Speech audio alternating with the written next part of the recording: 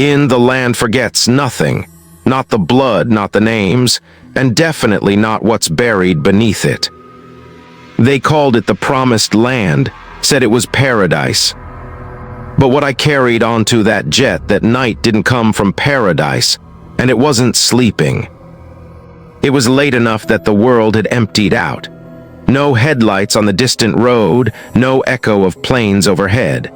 The airstrip wasn't much more than a scar of crumbling asphalt running into hills the color of ash. Even the floodlights seemed reluctant, their glow flickering weakly across stacks of crates and hunched figures moving in silence. The work was simple: push, lift, load. No questions, no phones, no names, cash after shift. That was the arrangement. No one needed to say who owned the jet idling on the runway. The silence told you. You could feel it in the way the air changed when you got close, how the ground crew straightened their backs without looking up. Not the version that waved from television screens, offering life advice and blessings to her audience. This was the one that moved behind high walls, behind stories no one was brave enough to finish telling. She owned more than just houses, she owned space. Space people learned to stay out of. They called her estate the promised land, but the old workers had different names.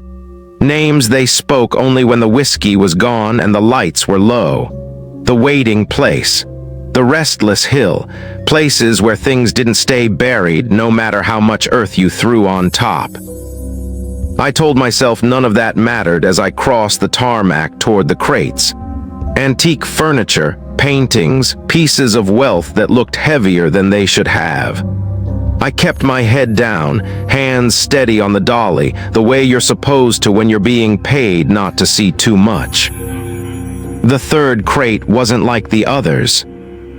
It sat alone, a few feet away from the stacks, hunched in the dim light, smaller than the rest. No labels, no wrapping, just old, splintered wood that looked like it had been soaked in seawater and left to rot, edges worn thin. As I got closer, the air around it changed, colder, heavier, as if I had stepped into a space that didn't want me there. And then I heard it. A breath, slow, thick, deliberate. It dragged in against the silence and pressed outward, not in a rush, but in a rhythm, patient and slow, like lungs filling in the dark. No one else seemed to notice. The other workers moved past it without a glance, their faces slack, steps mechanical. Maybe they couldn't hear it. Maybe they had learned to stop noticing a long time ago. I hesitated, staring at the crate. It exhaled again, a low, wet sound that slid under my skin and made the hair on my arms rise. The crew chief's voice cut through the air, flat and sharp, telling me to move it. The dolly's wheels scraped the tarmac as I slid it under the crate. The metal bit into my palms through the gloves, colder than it should have been. I braced and lifted, expecting resistance, but the weight that pressed back wasn't natural. It wasn't just heavy. It was dense, as if the crate carried more than mass. Like lifting the memory of something that didn't want to be disturbed. The jet loomed at the end of the runway, a dark shape against the deeper black of the hills. It was stripped of markings, of windows, of anything that would identify it as belonging to this world. I pushed the crate up the ramp, the breathing growing softer, slower, almost content, as it neared the mouth of the plane. Inside, the darkness swallowed everything, the crate, the noise, the certainty that this was a job like any other. I let go, the crate rolling forward into the void, and for a moment the only sound was the slow draw and release of breath. I turned back to the hills that bordered the strip. Somewhere beyond them, hidden behind walls taller than memory, lay the promised land. They said it was paradise. They said the ground there was blessed, a place where dreams grew wild and the past stayed buried. But dirt remembers. And some things, no matter how deep you bury them, don't stay quiet. Behind me, the floodlights buzzed once, twice, and died, leaving only the sound of breathing in the dark. It was never supposed to be permanent. Just one of those off-the-books gigs you take when the rent's late and the job market's colder than you are. A friend of a friend said the work was quiet, paid in cash, and didn't ask questions you didn't want to answer.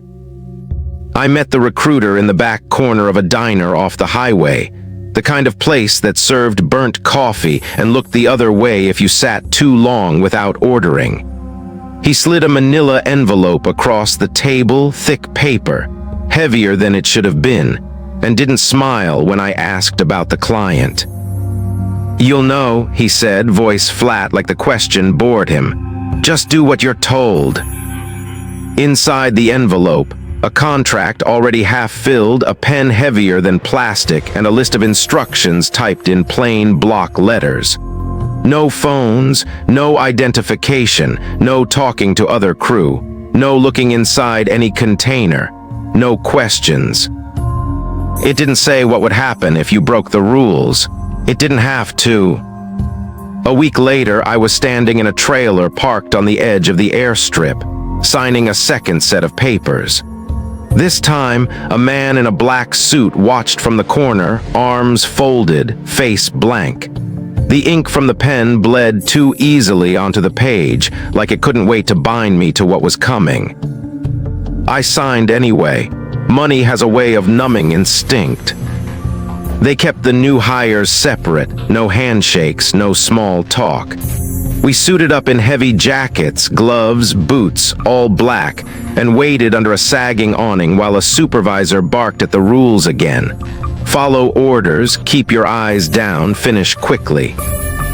No one mentioned the name, but it hung there, heavy, unspoken, in the silence between instructions. Not the name you said casually, not the name you threw around for bragging rights. Here, her name meant something different. It meant caution. It meant debt. It meant you were standing closer to something powerful enough to burn you without ever noticing. They said she owned the hill that swallowed the horizon. They said the estate behind those gates was bigger than what you could see, that it stretched underground, deep into the bones of the land. Some of the older workers whispered that the promised land wasn't named for what it was, but for what it demanded. It didn't seem to matter if you believed the stories or not. Once you took the envelope, once you signed the page, you belonged to the job, and the job belonged to her. The night the plane came in was colder than it should have been for California. A chill rolled down from the hills, a slow, creeping cold that wrapped around your ankles and worked its way under your skin. The air smelled of burnt jet fuel and something metallic, almost too faint to notice if you weren't already looking for it. They herded us out to the tarmac, no words, just hand signals and curt gestures. The runway stretched out ahead of us, cracked and silver under the half-dead lights. At the far end, the jet waited, black, silent, no markings, no crew in sight. Only the open ramp, like a mouth yawning into the night. The work was mechanical. Push the dolly, load the crates, repeat.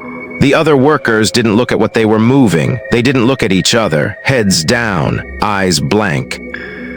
I kept telling myself it was just a job, just another gig, easy money.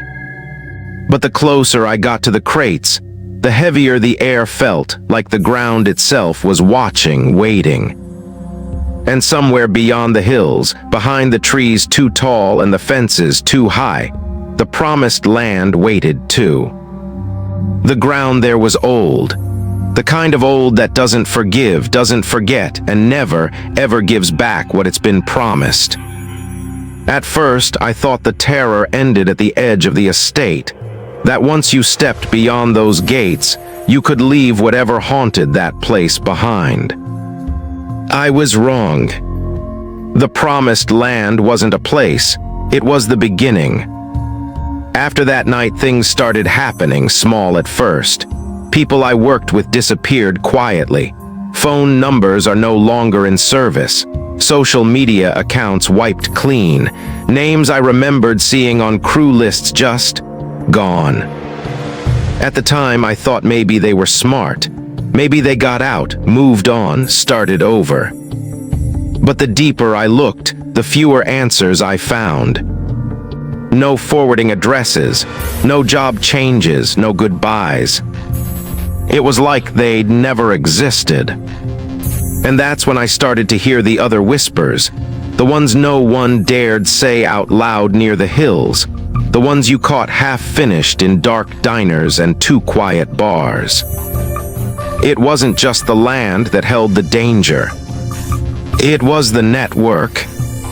People like to talk about her charities, her foundations, her endless good deeds, the scholarships, the schools, the dreams she built from nothing. But there were other projects, ones that didn't make headlines, foundations you couldn't find in any registry, donations to buildings that never opened, initiatives without public addresses with no visible staff, money flowing through invisible hands into places that didn't appear on any map. Some said it wasn't charity, it was maintenance. Not of buildings or programs, but of something else, something bigger. A machine built to last, fueled by loyalty, secrecy, and the kind of influence that doesn't get bought, it gets bound. And it wasn't just the money, it was the people. There were gatherings, the kind that didn't appear in society pages. No photographs, no news coverage. Black cars rolling down old roads, private homes shuttered for days. Names you wouldn't dare whisper tied together by something older than contracts, deeper than favors. A society where the currency wasn't wealth or fame, it was silence. They said to rise that high, you didn't just earn power, you surrendered to it. And some people, they said, paid more than others. It wasn't always obvious. A writer's career crumbling overnight. A producer losing everything after a quiet lawsuit no one heard about. A politician discredited by a scandal that surfaced too cleanly, too perfectly timed. People who asked questions too loudly didn't just lose their jobs. They lost everything. I used to think it was a coincidence. Bad things happen to powerful people all the time. But coincidence doesn't move that quietly. It doesn't erase you without leaving a trace. What haunted me wasn't the house or the land anymore. It was the realization that I had touched something much bigger. A system that fed not on the ground but on the weight of obedience, on the cost of silence, on the currency of unseen loyalty. It didn't matter if you believed the stories or not. Because once you knew they were possible, you knew they were real. It didn't happen all at once. At first, it was easy to mistake for coincidence. Names quietly disappearing from credits, companies folding without explanation, movements stalling without scandal. Nothing explosive, nothing loud. Just a slow unraveling, a careful erasure that most people would never notice unless they were looking directly at it. I told myself it was the way the world worked. Careers end, campaigns fail, headlines shift. But there was a pattern, and it was too precise to ignore. Authors whose books never reached the shelves. Politicians whose campaigns collapsed days before the polls. Artists and actors whose faces vanished from screens, whose names slipped quietly from conversations until it was as if they had never existed at all. It wasn't that they were failing, it was that they were being removed. Edited out. I began tracing the foundations, the ones I hadn't noticed before. The schools that never seemed to open, the clinics with no patients, the programs that absorbed millions and left nothing behind but ghost addresses and hollow mission statements. Money moved quietly through these places, leaving no footprint except the power it bought.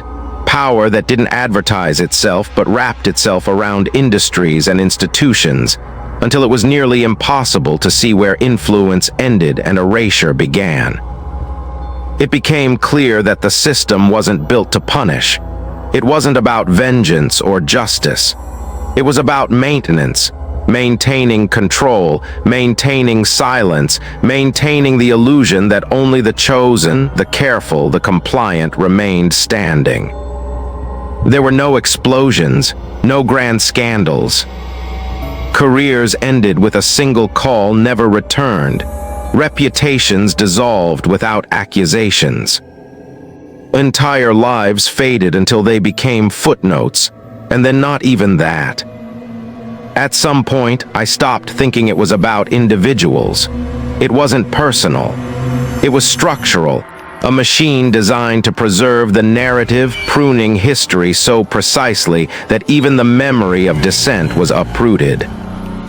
They didn't just remove you, they rewrote you. It wasn't only names on documents or faces in headlines. It was the stories themselves, the legacies, the threads that connect a person to the fabric of the world. If you're forgotten thoroughly enough, it's as if you never lived at all. And if no one remembers, who's left to ask questions?